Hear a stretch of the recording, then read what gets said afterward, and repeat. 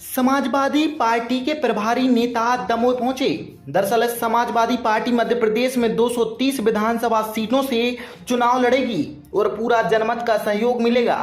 Samajwadi party के नेता दमोह पहुंचने पर उनका भव्य स्वागत किया गया और दमोह विधानसभा के प्रभारी समाजवादी पार्टी के नेता ने मीडिया से बात की और कहा कि समाजवादी पार्टी के इतने कार्य हैं कि अगर दिन भर भी बोला जाए तो खत्म नहीं होंगे, पर वह विधानसभा दमोह पर विधानसभा की जनता पर पूर्ण विश्वास है कि हमें अपने प्रत्याशी और विधानसभा में हमारे प्रत्याशी को पूर्ण सहयोग जनता से मिलेगा।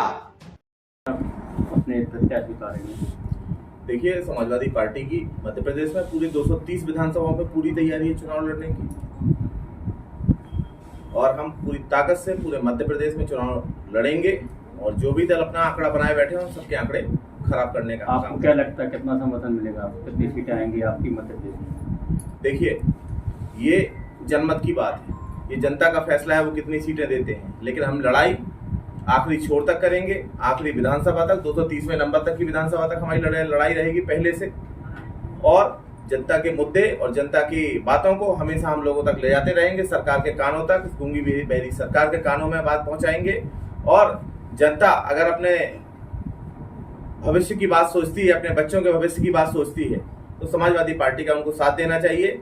और मैं उनको यहाँ से आश्वासन देता हूँ आज से कि अगर वो समाजवादी पार्टी में अपना विश्वास जताते हैं और अपने वोट को समाजवादी पार्टी की तरफ मोड़ते हैं तो निश्चित बात ही उनके जीवन में बड़ा बदलाव होगा, ऐसा मैं आपको विश्वास दिलाता हूँ। चुनाव में क्या मुद्दे हैं? आपको किन मुद्दों पर आप लोग यहाँ एमपी में आप सरकार बनाएंगे?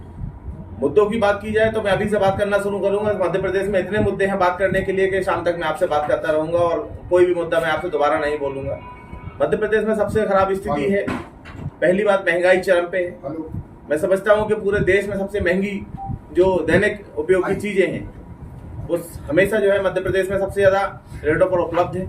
दूसरी चीज, मध्य प्रदेश में भ्रष्टाचार अति से ज्यादा बढ़ चुका है, व्यापक घोटाले से शुरू हुआ है और यहाँ एक से एक बड़े बड़े घोटाले हो रहे हैं। पूंजीपतियों का राज इस मध्य प्रदेश में आ चुका है। यहाँ शासन की कोई अब चलने वाली नहीं है। पूंजीपतियों के हाथ में ये प्रदेश बेचा जा चुका है। इन्हीं सभी मुद्दों पे और किसानों की स्थिति पर, किसानों के साथ हुए जो दुर्व्यवहार है, किसानों पर गोलियां भी चली इस प्रदेश में। इस प्रदेश का ऐसा जो है कि सिस्टम रहा है कि इस प्रदेश में किसानों पर गोलियां चली हैं, माताओं बहनों के ऊपर अत्याचार हुआ है, गरीबों के मकानों पर बुलडोजर चलाई गई हैं। मैं देखता हूं, मैं छतरपुर जिले से आता हूं, हमारे यहाँ G20 का समिट हुआ था, गरीबों के झोपड़ों पर बुलडोजर चला दी गई हैं G20 की समिट के चक्कर में। उन्होंने ये भी नहीं सोचा कि इनके झोपड़े मिटा दिए जाएंगे कहाँ, तो उनको ट्रकों में भर के बाहर, शहर के बाहर फेंकवा दिया गया है उन लोगों को। ये स्थिति है।